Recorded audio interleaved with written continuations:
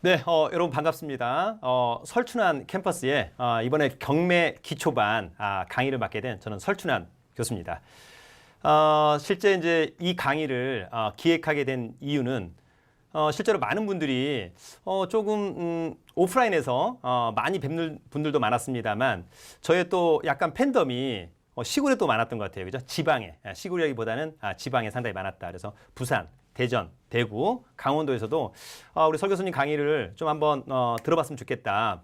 그러나 저도 강의를 좀 이렇게 촬영을 하면서 강의력은 최고로 수강료는 좀 최저로 한번 해봤으면 좋겠다. 그런 취지에서 이번 동영상 강의를 만들게 됐습니다. 경매 기초반은 딱 10강인데요. 10강 정도를 여러분들이 이해한다면 경매는 사실 스스로 충분히 할 수 있다. 특히 아파트 정도 하나는 여러분들 스스로가 충분히 낙찰을 받을 수 있다. 이렇게 저는 이제 사실 자부합니다. 잘 따라오시면 좋을 것 같고요.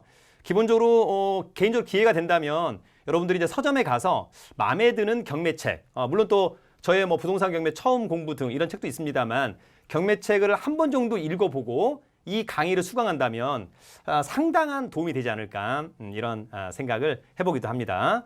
여러분 가장 공신력 있는 강의를 지향합니다. 먼저 여러분 오늘은 제1강 경매로 돈 버는 8단계 알아보기인데요. 오늘 첫 시간이니까 저에 대한 이력을 좀 간단하게 한번 소개를 해보도록 하겠습니다. 여러분 저는 이제 많은 언론에서 중3 때부터 원래 주식을 했던 그런 아이입니다. 그래서 사실 재테크는 뗄래야 뗄 수 없는 저의 분신과 같은 존재다. 그런데 이제 그 중에서도 부동산과 관련된 부분을 잠깐 이제 한번 또 해보기도 하는 건데요. 저는 이제 한성대학교 경제부동산학과에서 박사 수료를 했고 이제 논문을 써서 박사학위를 좀 준비하고 있습니다. 세종사이버대학교에서도 이제 부동산 관련돼서 강의를 현재 겸임교수를 맡고 있고요. 매경 부동산 자산관리사 시험 출제위원, 그 다음에 이제 뭐 부동산 경매 처음 공부, 또는 경매 개인 레슨 또는 세공매 특강, 경매보다 MPL로 부자되기 이런 책들을 많이 또 집필했습니다. 그 다음에 뭐 MBC 경제 매거진 또 TV조선, 채널A 이런 곳을 통해서도 다수의 방송을 또 출연했었고요. 또 유튜브가 또 좋다라고 해서 유튜브 설춘환 캠퍼스도 운영을 하고 있습니다. 나중에 기회가 된다면 한번 좀 봐주시면 좋을 것 같고요. 어쨌거나 여러분들이 이 강의를 듣고 궁금한 게 있다면 저희 네이버 카페 설춘환 캠퍼스에 동영상 Q&A란에서 질문해 주시면 최선을 다해서 답변을 해드리도록 하겠습니다. 강의력은 최고로, 그러나 수강료는 최저로, 그러나 AS는 또 최고로 한번 해보려고 하는 그런 마음가짐이 있습니다. 서로 함께 좋은 신뢰를 갖고 여러분 화이팅 하면서 따라오시면 좋을 것 같습니다. 그러면 지금부터 강의를 시작하도록 하겠습니다. 자, 먼저 여러분 강의에 앞서서 이 동영상 강의와 관련된 질문은 저희 네이버 카페 설춘환 캠퍼스 동영상 Q&A로 남겨주시면 될 것 같고요. 이 동영상은 지적재산권에 의해서 보호되는 동영상입니다. 무단 복제, 배포 시 형사상 처벌을 받습니다. 여러분 1교시에만 이런 경고를 한번 드리도록 하겠습니다. 먼저 여러분 강의에 앞서서 최선을 다해서 강의하겠습니다. 이런 또 저의 마음가짐 한번 알아주시면 좋을 것 같고요. 정말 필요하고 알아야 할 내용만을 강의하겠습니다. 가령 우리가 부동산 경매를 하는데 100건에서 99건 정도 나올 만한 내용을 강의하겠습니다. 100건에서 한 건 나올까 말까 이런 강의는 하지 않겠습니다. 그런 강의는 이제 고급반에서나 한번 할까 말까 하는 그런 부분이 될 것 같습니다. 여러분 실전에서 자주 언급되는 내용을 강의하겠습니다.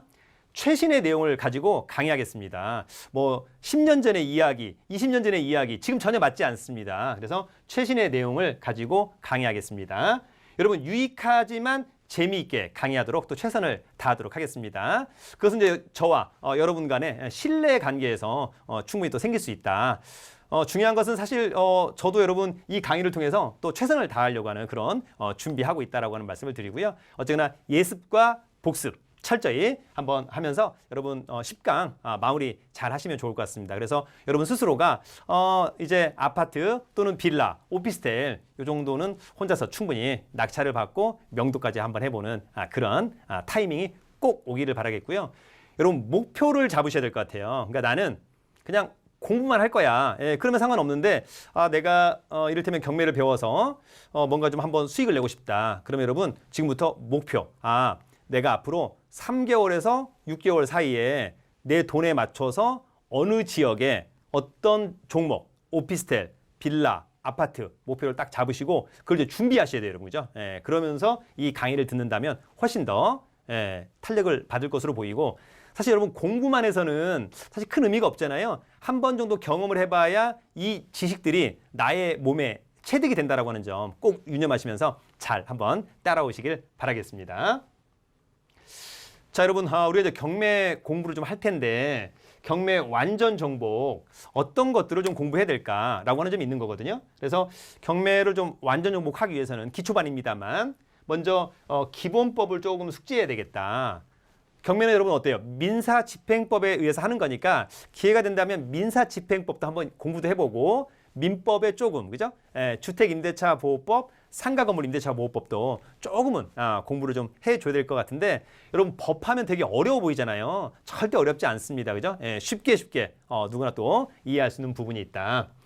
자, 그러는 가운데 우리가 이제 경매 공부 좀 해. 그러면 경매 물건을 좀 검색해야 되잖아요. 그러면 경매 사이트를 좀 봐줘야 한다. 누구나가 쉽게 볼 수 있는 사이트. 여러분 무료 경매지만 가장 공신력 있는 사이트 바로 대법원 경매정보 사이트를 여러분들이 많이 봐주시면 좋을 것 같고요. 그러나 내가 이제 경매를 좀 오래 하겠다, 또 투자하겠다라고 한다면 가급적 유료 경매정보 사이트 하나 정도는 좀 봐주는 것이 좋겠다라고 하는 점이 있고요. 이런 경매 사이트를 통해서 경매 물건을 검색해. 그러면 여러분 이제 권리 분석을 온라인에서 한번 해볼 수 있어요. 그래서 온라인상으로 권리 분석 문제 없다면 어때 여러분? 현장에 간다. 그래서 내가 어떤 아파트가 하나 관심이 있다. 그러면 그 현장에 가서 지역 분석, 교통, 교육, 편의시설 이런 건 어떨까? 그 다음에 물건 분석. 이게 단지가 얼마나 되는 거지? 브랜드는 뭐지? 신축인가? 몇 층이지? 층과 일조, 주차장 이런 것들을 이제 확인하는 것이 현장 분석입니다. 현장 분석 갔다가 괜찮아. 이 정도 금액이면 나쁘지 않을 것 같다 그러면 다시 한번 권리 분석 해주고요. 그래서 문제 없이 얼마 정도에 입찰하겠다라고 한다면 경매 입찰 절차에서 낙찰을 받고 나중에 돈 내고 소유권 취득한 다음에 이제 뭐 최악의 경우에는 이제 명도를. 그러나 여러분 통상 명도는 이사비와 이사기간 협상에서 거의 대부분 한 95% 이상이 쉽게 끝난다라고 하는 점도 기억을 꼭 해두시면 좋을 것 같습니다. 여러분 이런 내용을 이제 기본적으로 우리가 이런 내용을 기본적으로 이제 이 강의에서 마스터할 거니까요. 잘 따라오시면 될 것 같습니다. 요즘에 왜 부동산 투자를 해야 되나? 여러분 이런 질문 상당히 많이 받습니다. 이유는 여러분 뭐니 해도 저금리 시대. 근데 여러분 이 저금리 시대가 언제까지 갈 거냐? 제가 보기에는 앞으로 못해도 한 10년 이상 가지 않을까 여러분? 그죠? 기준금리가 이제 1% 미만이에요 여러분. 그러면 예금해서는 이제는 먹고 살기는 어렵다. 옛날에 여러분 어때요? 우리가 IMF 때 이자가 연 20% 이런 시대 이제 오지 않을 것 같습니다. 그죠? 지금 제가 얼마 전에 5천만 원을 통장에 한번 넣어놨는데 한 달에 예금이자가 한 5만 원이 채 안 나오더라고요 여러분. 그죠? 그러면 이제는 예금은 돈을 벌기 위해서 하는 게 아니라 안전하게 좀 보관한다. 이런 측면에서 사실 예금을 하지 돈 벌기는 어렵다. 그래서 이제 그런 분들이 어떻게 해야 되느냐? 아무래도 여러분 재테크, 뭐 주식을 투자한다든지 부동산을 투자하게 될 텐데 아무래도 여러분 주식이라고 하는 것은 뭐 저도 오래 했습니다만 안정성이 없어요. 그죠? 언제 한번 또 힘들지 모르는 거니까. 반면에 부동산은 상당히 안정적이다. 그런 점이 좀 있는 거죠. 그죠? 그래서 많은 분들이 경매로 좀 싸게 낙찰을 받아서 임대 수익 또는 매매 수익 또는 이제 실거주 하겠다. 이런 분들이 상당히 이제 많이 증가하고 있는 추세입니다. 사실 여러분 5천만 원 예금할 때 월이자 5만 원밖에 나오지 않는다. 반면에 5천만 원 원룸 매수. 저도 이제 얼마 전에 도시형 생활주택 낙찰 받으신 분들 월세 25만 원. 그러면 이자에 5배 나오는 거니까 그죠? 아무래도 이렇게 할 수밖에 없다. 그래서 여러분들도 이 강의를 잘 배워 두신 다음에 요런 것들을 쉽게 경매로 낙찰받아서 충분히 운영할 수 있다. 이렇게 한번 말씀을 드립니다. 잘 따라오시길 바라겠습니다. 자, 여러분 그러면 이제 왜 경매를 해야만 하는가? 경매의 강점 간단하게 한번 정리하면 일단 여러분 싸게 살 수 있습니다. 그죠? 경매가 통상 시세보다 한 10에서 20% 정도 싸게 살 수 있다. 시장이 어려울 때 더 싸게 살 수 있다라고 하는 점, 여러분들 꼭 기회를 한번 또 잡아보는 그런 시간을 가지면 좋을 것 같고요. 여러분 법원에서 합니다. 그래서 공신력 있습니다. 공신력, 그죠? 공신력 있고 법원이 하는 거니까 믿고 해도 된다. 사실 여러분 흥정이 필요 없는 거죠. 사실 아파트 같은 경우에는 시장이 막 가격이 타고 올라갈 때 제가 사고 싶다. 오히려 매수니 이를테면 나한테 어플라이해. 그러면 가격이 더 오를 건가? 그럼 갑자기 또 안 판다 그래요. 예, 또 가격을 또 1,000만 원 올리고 등등등. 이런 흥정이 사실 여러분 쉬운 게 아닙니다. 그러나 법원 경매는 흥정이 없습니다. 그죠? 네. 그다음에 여러분 경매 물건은 전국 물건을 그냥 집에서 검색할 수 있습니다. 그런데 여러분 어때요? 내가 아파트를 일반 매매하고 싶어. 그러면 뭐 강서구에 또는 마포구에 또는 부산에 또는 전주에 그죠? 예, 그러면 그쪽 근처에 뭐 중개업자분한테 전화해서 뭐 얼마짜리 이렇게 등등 할 수 있는 건데 경매는 전혀 그런 게 필요 없잖아요, 여러분. 그죠? 예, 그래서 전국 물건을 집에서 편안하게 검색할 수 있다라고 하는 것은 최대의 강점. 그다음에 여러분 법원이 하는 거니까 역시 공신력 안전하다라고 하는 그런 강점이 있다라고 하는 점. 그래서 여러분들이 경매에 대해서 관심을 한번 잘 가져주면 좋겠다. 이런 말씀을 좀 드리고요. 그러나 이제 그럼에도 불구하고 야 경매가 난 약간 좀 두렵다. 이유가 있어요, 여러분. 고정관념 있어요. 고정관념. 야 고정관념 채무자가 좀 망해가지고 이런 거 있는데 내가 낙찰을 받아서 이렇게 빚을 봐야 되는 거냐라고 하는 점이 있는 건데 그것은 정말 여러분 고정관념입니다. 채무자가 빠른 시간 내에 그 채무와 단절시켜주는 것을 바로 낙찰자들이 해주는 거예요, 여러분. 순기능이 있다라고 하는 점 꼭 기억을 해두시면 좋을 것 같고요.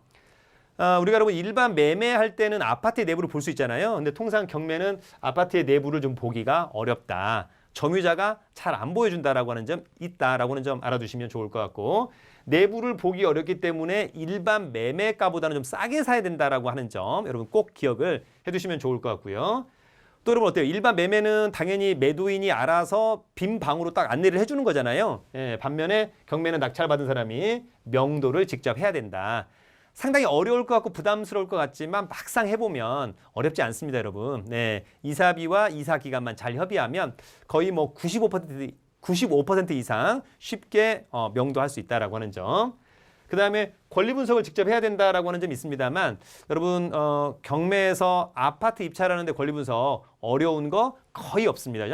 지금도 100건 중에 한 98건은 그냥 낙찰받아도 전혀 문제가 없는 그런 물건들입니다. 그 다음에 어쨌거나 그 한두 건의 문제가 있을 수도 있다라고 하는 것을 위해서 지금 저희가 한번 함께 공부를 한다라고 하는 점도 여러분들이 꼭 기억을 해두시면 좋을 것 같습니다. 여러분 경매 결코 두려워할 필요 없다. 아시겠죠? 네. 자, 그러면 이제 우리가 여러분 경매 물건을 검색해야 되잖아요. 그죠? 예, 그러면 무료로 바로 검색할 수 있는 여러분들이 대법원 법원 경매 정보 사이트를 가장 많이 봐줘야 된다. 이유는 여러분 이 사이트는 일단 무료예요. 그죠? 예, 무료. 좋죠. 두 번째는 여러분 이거 법원이 만들어서 하는 거예요. 공신력 최고. 여러분 그죠? 예, 최고. 그래서 여러분들이 기회가 된다면 대한민국 법원 경매 정보 사이트 들어가셔가지고 여러분 이제 좀 공부할 때부터 경매 공고부터 물건, 매각 통계, 지식, 이용 안내 이런 것들을 좀 한 번씩 좀 클릭해서 안에 내용이 어떤 것들이 있는지 한번 확인해주는 그런 부분이 좀 있으면 좋을 것 같고요. 그 다음에 이제 빠른 물건 검색. 그래서 나는 어떤 지역을 또는 나는 어떤 빌라나 대지 이런 걸 용도별로 한번 나는 빨리빨리 물건을 검색해보고 싶다라고 한다면 바로 이제 이 코너를 통해서 누구나가 쉽게 경매에 나온 물건들을 검색할 수 있습니다. 자 이제 반면에 이 대법원 경매정보 사이트는 공신력이 있다. 예, 무료다. 강점이 있습니다만 어떤 물건 하나하나에 대한 디테일은 좀 부족하다. 예, 그래서 약간 아쉽지만 유료라서 아쉬운 거죠, 여러분. 그죠? 예, 부동산 태인 같은 사이트가 있는 건데 이런 사이트는 약간 유료지만 그러나 물건 하나하나에 대한 디테일이 너무 좋다. 그러니까 나의 수고를 많이 덜어준다라고 하는 점. 예, 그래서 가급적이면 이런 유료 경매 정보 사이트를 하나 정도 봐주는 것은 저는 강추합니다, 여러분. 그래서 태인 같은 사이트가 있고요. 경매 검색란에 뭐 종합 검색, 뭐 임대 수익률, 임대 수익 물건, 뭐 법원이니까 다 검색할 수 있고요. 낙찰 통계, 뭐 지도 검색 다 할 수 있습니다. 그 다음에 사건 번호가 있으면 여기다가, 그죠? 또 나는 지역별로 좀 알고 싶다. 그러면 이제 여기다가 놓고 클릭을 하시면 누구나 쉽게 물건을 찾을 수 있다. 이렇게 한번 말씀을 좀 드리고 싶습니다. 자, 여러분 이제 이렇게 물건을 이제 검색해서 그다음에 이제 어떻게 가야 되냐라고 하는 부분이 있는 건데 제가 여러분 제목을 이렇게 한번 정해봤어요. 돈 버는 경매 8단계, 돈 버는 경매 8단계. 자, 여러분 가장 먼저 물건을 검색하는 거죠. 어디서? 대법원 법원 경매 정보 사이트나 유료 경매 정보 사이트에서 물건을 검색합니다. 여러분 그래서 물건을 검색했어. 만약에 제가 서울 강서구의 아파트 한번 보자. 그랬더니 현재 강서구 마곡의 7단지 엠벨리의 몇 동의 몇 호가 경매로 나왔다. 그럼 저 어떻게 여러분? 이제 현장을 가는 거죠. 현장을 간다. 현장을 갈 때는 여러분 항상 집에서 그죠? 손품을 파는 거죠. 지도나 이런 것들을 보고 아파트의 위치, 그죠? 어떻다라고 하는 점. 그다음에 단지 크기, 브랜드, 층향, 그다음에 교통, 교육 여건, 그다음에 근처에 롯데몰 이런 것들을 쉽게 확인할 수 있는 거죠. 그래서 현장 답사. 여러분 현장 답사 갈 때는 항상 체크리스트를 가져가는 습관 가지시고요. 그래서 가서 봤더니 엠벨리 7단지 최고다. 그래서 이제 나쁘지 않고 가격만 맞는다면 그래서 집에 와서 다시 한번 권리 분석, 매각 물건 명세서라든지 등기부 이런 거 다시 떼보고 문제가 없어. 그러면 가격만 적절하게 시세가 한 12억이야. 근데 나는 한 10억 5천 정도면 괜찮을 것 같아. 그래서 입찰가를 선정하는 거죠. 그리고 입찰 기일날 서울 남부지방법원에 가서 10시부터 11시 10분에 가서 입찰을 하는 거죠. 그리고 낙찰을 받을 수 있다. 낙찰을 받고 나서 매각이 허가되고 확정되면 돈을 내면 될 것 같고 돈 내고 내 거니까 소유권 이전 등기하고 그죠? 그 다음에 혹시 점유자가 있어서 어쨌거나 임의적으로 그죠? 이사 협상해서 나갈 수도 있고 안 되면 강제 집행해서 명도할 수도 있고 그죠? 이후에 나는 매매를 하겠다. 아니다 그냥 나는 일단은 임대하겠다. 2, 3년 있다가 가격이 더 뜰 것 같아. 그래서 일단 임대하겠다. 아니다 내가 직접 들어가 살고 싶다. 이렇게 하는 절차. 여러분 별로 어렵지는 않을 것 같은데 아무튼 여러분 이런 어떤 흐름 꼭 한번 이해를 해주시면 좋을 것 같고요. 이 강의에 이런 내용들이 총망라되어 있는 거니까 이제 지금부터 한번 화이팅하면서 집중하면서 여러분 잘 따라오시면 좋을 것 같습니다. 자, 그래서 여러분 저희가 이제 물건 검색을 한번 유료 경매 정보 사이트를 한번 보는 거예요, 그죠? 그래서 부동산 태인에서 아파트를 한번 보고 싶다. 그런데 여러분 여기 나와 있는 내용을 좀 이해를 해야 되는 거니까. 먼저 부천 6개. 여러분 법원 경매는 어디서 하냐면 그 부동산 소재지 관할법원에서 하는 거예요. 가령 서울 서초구에 아파트가 경매 나왔다. 그러면 서울중앙지방법원. 가령 아까 강서구에 빌라가 나왔다. 서울 남부지방법원. 김포에 경매 나왔다. 그러면 김포는 관할법원이 어디지? 바로 부천지원입니다. 1호선 송내역에 있는 부천지원. 그래서 요 경매는 부천지원에서 하고 부천의 경매 6개가 담당하고 있다라고 하는 점이 있고요. 2019 백인데 빼기를 여러분 우리가 이제 타경이라고 읽어요. 그죠? 그래서 2019 타경 4125까지가 경매 사건 번호, 그죠? 2019라는 얘기는 2019년도에 경매가 신청되었다라고 하는 것. 타경은 이거 경매 사건이구나. 가령 뭐 가다는 민사 1심 단독 사건, 고다는 형사 1심 단독 사건. 경매 사건이구나, 그죠? 그 다음에 1년 번호. 그 다음에 이 양가로 1번이 여러분 물건 번호입니다. 그죠? 물건 번호. 기본적으로 우리는 항상 물건 번호를 입찰표 쓸 때 쓰는 습관을 좀 갖는다. 이렇게 간단히 정리합니다. 그 다음에 이제 대표 소재지가 언급되어 있고요. 대표 용도는 아파트 34평형. 요거 여러분 공급 면적을 얘기하는 거죠. 그죠? 공급 면적. 그 다음에 감정평가액은 3억 1,700. 한 번 유찰됐나 봐요, 여러분. 그래서 이번 최저가는 30% 떨어진 2억 2,190만 원. 내가 이 아파트 입찰할 때 이번에 얼마를 써야 되느냐. 못해도 최저가 2억 2,190만 원 이상을 써야 됩니다, 여러분. 그죠? 이상. 미만을 쓰면 입찰은 무효가 됩니다, 여러분. 그 점 꼭 기억해 두시고요. 이번에 어쨌거나 제가 2억 2,190만 원 이상으로 쓸 건데 내가 만약에 3억 원에 쓰겠다. 그래도 보증금은 이 최저가의 10%인 2,219만 원만 납부하시면 되는 겁니다, 여러분. 아시겠죠? 그 다음에 이제 청구 금액이라고 하는 것은 채권자가 채무자한테 경매를 신청할 당시에 받아야 될 돈이 약 5,800여만 원 있어서 경매를 신청했다. 이런 이야기고요. 이 아파트의 등기부를 떼보니까 빚이 3억 1,480만 원 있다는 거죠, 여러분. 그죠? 그러면 감정평가액만큼 빚이 있는 거잖아요. 그러면 여러분 이런 아파트는 담보 가치가 없다. 그죠? 일명 깡통 아파트라고 하는 게 바로 이런 아파트입니다. 이런 아파트는 공짜로 줘도 뭐 받을 이유가 전혀 없는 거죠, 여러분. 그죠? 그 다음에 채권자는 경매를 신청한 사람. 통상 여러분 임의경매라고 하는 것은 담보권에 의한 경매인데 대표적으로 근저당권 가지고 경매를 했다. 이런 이야기고 통상 소유자하고 채무자는 동일인 같은 사람 그죠? 네. 그다음에 요 아파트의 전용 면적은 25평. 가장 뭐 대표적인 33평형의 아파트죠, 여러분. 그죠? 전용 면적 25평.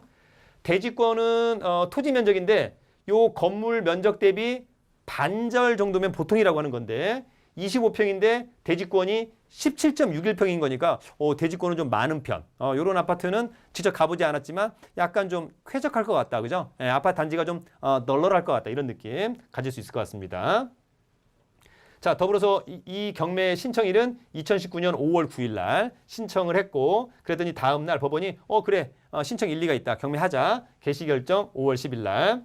감정은 그로부터 11일 있다가 감정이 됐고요. 그 다음에 배당 요구 종기일은 7월 29일. 배당 요구를 해야만 하는 사람 대표적으로 여러분 임차인 있죠? 예, 임차인은 반드시 배당 요구 종기일까지 꼭 배당 요구를 해야만 하는 그런 습관을 가지시면 좋을 것 같고 입찰일은 2020년 4월 7일 날 화요일 날 오전 10시 어디서?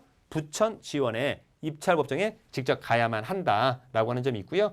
감정평가사가 사진을 찍어온 내용들이 있습니다. 그죠? 네. 기본적으로 11층인 거니까 가보지 않았습니다만 여러분 직접 어때요? 일조는 좋겠죠? 햇볕은 잘 들어올 것 같아. 그러나 이제 조망은 어떠냐? 현장에 가봐야 될 것 같고 그 다음에 여기 계단식인데 현관문을 보니까 뭐 깔끔합니다, 여러분. 그죠? 예, 오래된 것 같지 않다. 예, 상당히 좋아 보인다라고 하는 점이 있습니다. 자, 그래서 여러분 이제 우리가 이런 아파트를 이제 보고 한번 현장을 간다, 그죠? 예, 그러면 손품, 발품 이런 말이 있는데 여러분 이제 우리가 아파트를 가기 전에 먼저 손품을 팔아서 간다. 체크리스트를 가져갈 건데 사전에 아까 그 장기동의 아파트라면 혹시 지하철역이 어디에 몇 분 거리지? 이 아파트를 갖다가 이제 지도를 확대해 보면 단지 수가 12개 동 가령 1000세대. 그다음에 이 동은 어디야? 이런 것들을 확인할 수 있을 것 같고 더 확대해 보니까 초등학교가 몇 분 거리에 있어. 그죠? 예, 그다음에 뭐 이를테면 이마트나 홈플러스나 롯데마트가 또 몇 분 거리에 있어. 이런 것도 확인할 수 있을 것 같고 또 뒤에 산이 있어서 또 쾌적할 수 있겠다. 뭐 등등 이런 것들을 사전에 손품을 팔고 간다. 그다음에 이 아파트가 최근에 거래가 어떻게 됐을까? 국토부 실거래가나 뭐 호갱노노나 디스코라는 앱을 통해서 그죠? 그런 것들을 확인할 수도 있겠다. 네이버 부동산을 통해서 매물의 개수, 호가 이런 것들도 계략적으로 확인해 가는 거죠. 여러분 우리가 부동산은 현장에 답이 있다라고 하는 건데 그냥 아무것도 준비 안 하고 그냥 가기만 해. 이러면 안 돼요, 여러분. 그러면 효율성이 많이 떨어진다, 그죠? 네, 사전에 준비를 좀 하고 간다. 그래서 통상 체크리스트의 70% 정도는 가기 전에 손품에서 한 70% 정도 짜깁기를 한다. 그리고 여러분 이제 현장을 간다라고 하는 점 기억해 두시면 좋을 것 같고요. 현장을 갈 때는 가급적 지도를 하나 정도 인쇄해서 그죠? 여기 뭐가 있구나, 여기 뭐가 있구나 이렇게 체크하면서 가시면 좋을 것 같고 아파트에서 핵심적인 부분은 이제 지역 분석과 물건 분석이 중요할 것 같은데요. 지역 분석은 여러분 교통, 그죠? 예. 특히 사람들이 가장 중요하게 생각하는 것은 지하철에서 몇 분 거리냐, 역세권이냐 아니냐 너무너무 중요합니다. 그 다음에 교육 여건, 그죠? 예. 초등학교에서 얼마나 가깝냐, 또 중고등학교도 얼마만큼 학업 성취도가 좋은 학교냐 중요할 것 같고요. 편의시설, 그죠? 예.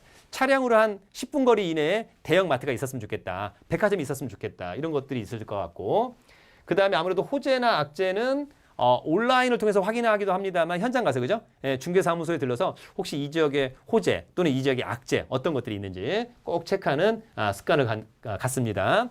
여러분 우리가 이런 걸 확인하는 것을 지역 분석이라 그래요. 그죠? 지역 분석 별거 아닙니다. 그죠? 예, 반면에 물건 분석은 뭐냐? 자, 그 장기동의 아파트 단지 크기가 얼마나 되는 거냐? 브랜드는 뭐냐? 몇 층이냐? 향은 남향이냐? 동향이냐? 서향이냐? 여러분 사람들이 가장 선호하는 향은 남향, 그 다음에 남동향, 그 다음에 남서향, 그 다음에 동향, 서향. 북향은 있을 수 없는 거죠, 여러분. 이제 북향 해가 안 들어오면 안 돼요. 예, 집은. 그 다음에 보존 상태, 그죠? 예, 보존 상태 현장 가면 알 수 있겠죠? 깔끔하게 정리가 돼 있다, 뭐 등등. 그 다음에 주차장. 오래된 아파트들은 여러분 주차는 엄청 심각하잖아요, 그죠? 예, 뭐 지금 상계동의 어떤 주공 아파트, 또 목동의 어떤 이런 몇 단지들 주차장 너무 어렵잖아요, 그죠? 예, 그래서 최근에 새 아파트가 사랑받는 이유는 바로 주차장이 널널한 이런 부분도 상당히 중요한 그런 포인트가 될 것 같습니다. 그래서 여러분들이 중개사무소에 들러서 시세, 매물의 개수, 그 다음에 호재, 악재 등을 좀 체크하고요. 사전에 가기 전에 네이버 부동산, 호갱노노, 디스코, 그죠? 예, 또 국토부 실거래가. 그래서 체크리스트를 사전에 좀 준비해가는 그런 부분들 아주 중요한 포인트가 될 것 같습니다. 자, 여러분 우리가 경매에서 낙찰 받으면 권리 분석 중요하거든요. 이 권리 분석을 한 장의 서류가 사실상 정리를 해줍니다. 그죠? 예, 그 서류가 바로 여러분 매각 물건 명세서라고 하는 거다라고 하는 점. 여러분들이 입찰하기 전에 꼭 한번 체크를 해야 될 것 같고요. 입찰 법정에 가서도 다시 한번 체크하는 서류가 바로 여러분 매각 물건 명세서입니다. 여러분 이 매각 물건 명세서는 아무 때나 볼 수 있는 게 아니에요. 매각기일이 7일 안에 남았을 때만 볼 수 있다. 만약에 여러분 오늘이 만약에 4월 1일이야. 만약에 근데 매각기일이 4월 6일이야. 그러면 이 서류를 우리가 아무 때나 볼 수 있다. 그죠? 어디 가서 대법원 경매정보 사이트에 가서 보는 것이 가장 공신력이 있다. 물론 이런 유료 경매정보 사이트에서도 볼 수 있다. 그죠? 예. 반면에 만약에 오늘이 4월 1일인데 매각기일이 4월 16일이야. 그러면 여러분 일주일 더 남았죠? 예, 그러면 이 서류는 볼 수 없다. 아시겠죠? 이렇게 정리를 해주면 좋을 것 같고요. 매각물건 명세서가 어떻게 생겼는지 한번 간단히 봅니다. 여러분 매각물건 명세서 사건 번호가 2019 타경 4125 사건이구나. 요 사건은 임의경매 사건이구나. 요거는 물건 번호 1번이구나. 요거는 요때 작성이 됐구나. 사법부장관은 이 사람이구나 알 수 있는 거고요. 그 다음에 이 사건의 말소 기준 권리. 우리가 이제 나중에 여러분 경매에서 권리 분석에서 가장 중요한 바로 포인트가 바로 여기입니다. 이 사건의 말소 기준 권리. 최선순위 설정 일장. 네. 그래서 요거 중요하고요. 그죠? 요걸 기준으로 내가 낙찰을 받고 돈 내면 어떤 것은 소멸하고 어떤 것은 떠안는다. 이게 기준이 되는 권리가 바로 이 사건의 말소 기준 권리. 그거를 최선순위 설정이라고 매각 물건 명세서에서는 언급돼 있다. 그 다음에 이제 배당 요구 종기일 2019년 7월 29일이었구나. 소유자 가족 외에는 특별히 전입신고된 사람이 아무도 없구나. 예, 내가 이 아파트 낙찰 받았을 때 특별히 떠안아야 될 임차인이 없구나를 노골적으로 보여주는 지금 부분이고요. 나머지도 특별히 문제 없다. 예, 그러니까 법원은 야 권리 분석은 특별히 문제 없으니까 너희들은 현장 가서 물건 잘 보고 적절한 가격에 낙찰을 받아라. 지금 이렇게 이야기해주고 있다. 이렇게 여러분들 정리를 하시면 됩니다. 자, 그러면 여러분 중요한 건 권리상의 문제가 없어. 그럼 이제 우리가 여러분 입찰가를 산정해야 되잖아요. 예. 그러면 아파트는 어떻게 좀 입찰가를 산정할까? 또 컨설팅 하시는 분들도 어떻게 입찰가를 산정할까? 이런 거 궁금해하는 분들이 상당히 많더라고요. 그러면 여러분 이렇게 한번 이해할 수 있을 것 같아요. 여러분 만약에 아파트가 이렇게 하나 있어. 단지가 하나 있어요. 그죠? 예, 뭐 이를테면 힐스테이트 아파트 단지야. 또 여기는 뭐 삼성 레미안 아파트, 그죠? 이를테면 여기는 뭐 더샵 이런 아파트 단지가 있다. 그런데 만약에 여기 힐스테이트 아파트에 어떤 아파트가 하나 경매로 나왔다. 그럼 내가 입찰가를 산정할 때는 혹시 과거에 이 힐스테이트 아파트에 낙찰 사례가 있는지 굉장히 중요하죠, 그죠? 예, 그랬더니 한 달 전에 낙찰 사례가 있어. 그러면 아주 중요한 데이터가 되는 거죠. 근데 봤더니 3년 전에 낙찰 사례가 있고 최근에 낙찰 사례가 없어. 그러면 이 통계는 그죠? 사실 무의미하다, 그죠? 예. 그럴 때는 여기는 없으니까 여기는 3년 전 거밖에 없는데 여기를 가봤더니 여기는 한 달 전게 있어. 그러면 약간 가감상, 그죠? 예, 그러면 지하철역도 있고 여기랑 비슷해. 그러면 요 정도 금액 낙찰가 이런 거 이제 고민해보는 거고. 그 다음에 힐스테이트 아파트에는 가령 이번에 경매 나온 게 15층인데 낙찰 사례는 2층 거다. 예, 그러면 낙찰가를 좀 올려야 되겠다. 그죠? 예. 반면에 경매 나온 곳은 2층인데 낙찰 사례는 15층 거였다. 그러면 낙찰가를 좀 낮춰야 되겠다. 이런 느낌 여러분들 확인해 주시면 좋을 것 같고요. 그래서 동일 번지 낙찰 사례 없다면 동일 지역에 대한 낙찰 사례 이런 거 중요할 것 같고요. 현재의 시세와 그죠? 예, 흐름 상당히 중요할 것 같고 여러분 어때요? 가격이 이렇게 급등하고 있다면 조금 보수적으로 좀 접근해야 되겠다. 또 이렇게 급락을 많이 했다라고 한다면 조금 좀 적극적으로 입찰에 좀 참여해보는 것도 나쁘진 않을 것 같고요.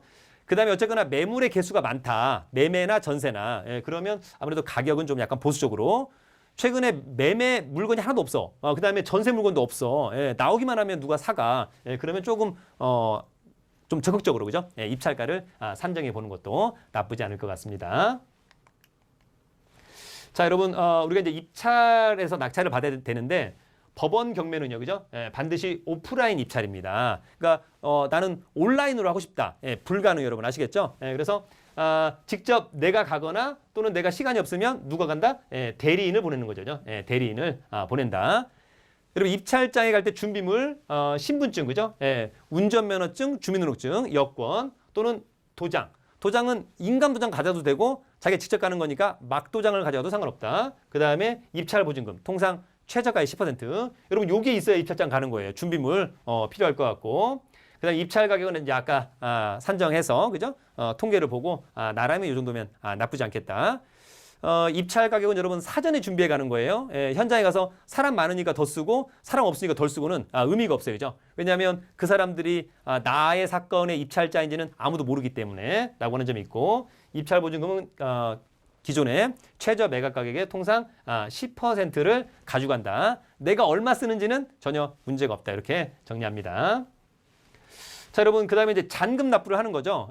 낙찰을 받고 매각이 허가돼서 확정이 되면 이제 잔금을 납부하게 되는 건데 사실 여러분 내가 잔금을 직접 내가 내고 싶다. 그런 사람이 있을 수 있는데 잔금을 내가 직접 내려면 내가 모든 돈을 내 돈을 납부하셔야 된다. 그러면 본인이 낼 수 있어요. 근데 제가 만약에 낙찰을 4억에 받았는데 내 돈 2억에다가 은행에서 2억을 대출받아. 그죠? 그러면 내가 직접 돈을 낼 수 없다. 누가 돈을 내느냐? 대출해주는 금융기관을 대리하는 변호사나 법무사가 잔금을 납부한다라고 하는 점 기억해 두시면 좋을 것 같고요. 우리가 여러분 여러분의 아파트를 제가 만약에 매수해, 일반 매매해서 매수해, 그죠? 그러면 제가 언제 소유권을 취득할까? 여러분 제가 여러분한테 돈을 다 줬어, 4억을 다 줬어. 그러면 소유권이 저한테 넘어올까요? 그렇지 않습니다, 여러분. 일반 매매는 반드시 제가 소유권 이전 등기를 해야만 저의 것이 되는 거예요, 여러분. 아시겠죠? 제가 돈을 다 줬다라고 해서 소유권이 넘어오지 않습니다. 반드시 등기를 해야 된다. 반면에 경매는 그렇지 않죠. 경매로 낙찰을 받아서 제가 소유권을 취득한다. 언제? 그냥 잔금을 납부하는 순간 소유권을 취득합니다. 등기하지 않아도 소유권을 취득한다. 그래서 경매에서는 잔금 납부가 상당히 중요합니다. 사실상 경매 절차가 종료되었다. 이렇게 보는 것이 타당할 것 같고요. 어쨌거나 이제 본인 돈이 좀 부족하면 여러분 어때요? 일명 대출, 레버리지를 활용하는 그런 투자도 한번 잘 고민하시면 좋을 것 같고 대출을 잘 이제 활용하려면 본인의 신용도가 좋아야 되거든요. 그러니까 뭔가 여러분 연체하거나 이러시면 안 된다, 그죠? 신용 관리를 사전에 좀 잘 해두는 그런 부분들이 필요할 것 같습니다. 자, 여러분 기본적으로 경매에서 명도의 책임은 누구한테 있다? 바로 낙찰자한테 있다. 그러면 낙찰자가 이제 알아서 기존의 점유자한테 내가 돈 냈고 내 거니까 좀 나가달라 해서 그냥 알아서 나가주면 좋은데 또 어떤 분들은 야 이사비를 좀 줘라, 이사기간을 줘라. 그래서 오케이, 내가 그 감당할 수 있어. 그래서 이사비 한 100만 원 주고 이사기간 한 달 줘서 원만하게 나갈 수도 있다, 그죠? 그런데 또 일부 아주 조금은 이사비를 너무 많이 요구해. 뭐 500, 1000만 원 달라 그래요. 그러면 협상이 잘 안 될 수 있다, 그죠? 그러면 법원에다가 인도명령이라고 하는 걸 신청해서 결정받아서 나중에 누구한테 집행관이라는 사람이 있어요, 여러분. 집행관한테 부탁해서 부득이하게 강제로 집행을 해야 되는 그런 상황이 올 수도 있다. 실무적으로 여러분 거의 없습니다만 어쨌거나 이사비하고 이사기간 협상에서 잘 나갑니다만 끝내 안 나가면 인도명령에서 강제 집행을 해야만 한다라고 하는 점도 여러분들이 꼭 기억을 해두시길 바라겠습니다. 자, 여러분 거의 막바지죠? 낙찰 후의 수익 방안. 제가 이제 돈 내고 어때요, 여러분? 단기적으로 매매 차익을 거둘 수 있다. 너무 싸게 사서 또는 앞으로 가격이 좀 뜰 것 같아서 그래서 매매 차익해서 수익을 낼 수도 있고요. 아니야, 그냥 나는 매매 차익보다는 월세 또는 전세 이런 걸 통해서 나는 좀 수익을 내고 싶다. 통상 여러분 어때요? 만약에 우리가 아파트를 낙찰받았어요. 그런데 이 아파트가 2, 3년 있다 가격이 뜰 것 같아. 그러면 전세를 주는 것은 나쁘지 않아 보입니다. 매매 차익을 보고 가는 거니까. 근데 여러분 통상 오피스텔이나 빌라는 가격이 막 뜨는 건 아니잖아요. 그죠?